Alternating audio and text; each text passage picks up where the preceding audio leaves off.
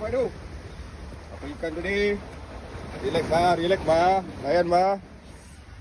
Oh, layan bah. Besar bah. Oh, madi strike kan.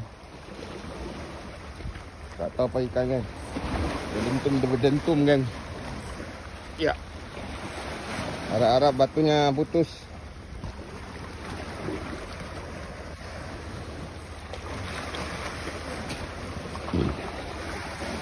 Mantap bah.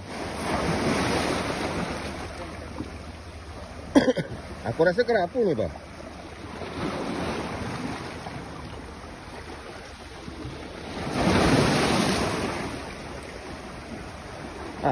Ada ke tak ada? Kalau ke depan senangin tu bah.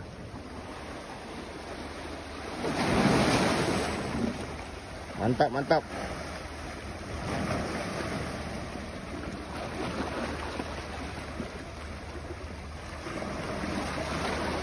Jangan tak naik bah, kasih naik bah. Ini kalau naik mesti besar-besar bas mini bah. Bas tonghap kah? Mau kancu kah? Hah? Hendak bawa? Wah, ini senangin dah bah. Ada geleng-geleng kah bah dia? Ada senangin bah. Kurau kah? Senangin kah? Aku ingat tak payah kancu lah bah sini.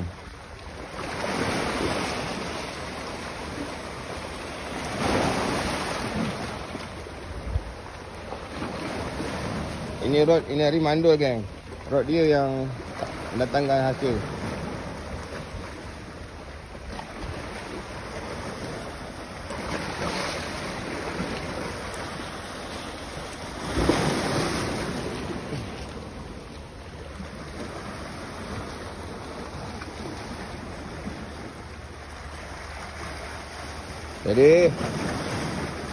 Jadi bah.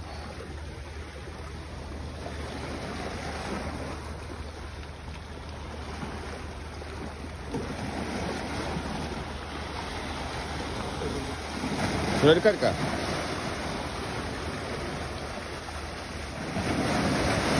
Mesti kepala dia cala bala. Oh, sudah dekat bah.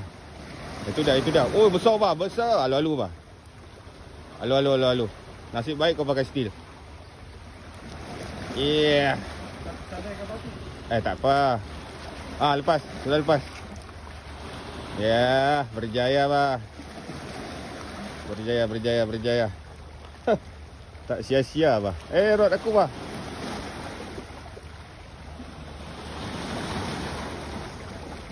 Aku bajet senangin tadi. Oh. Baru lucut. Nasib baik bah. Hati-hati bah.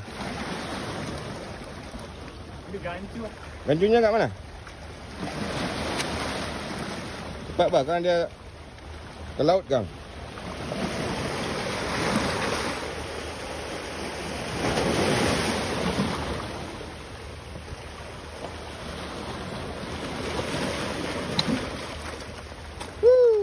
Mantap bah. Alhamdulillah. Ini mesti mau kasih timbang. Jenjeng satu kali bah. Dengar macam. Oh, kasih sengit bah kepalanya. Oh boy. Oh, padu bah. Berapa kilo bah agak-agak ni? Agak-agak. Ni 10 kilo ada ni, 9-10. Kau ada timbang kah? Ada. Tiada? Tak apa, nanti rumah timbang. Bah, kasih pis satu kali bah. Oh, itu macam bah. Okey, bye-bye.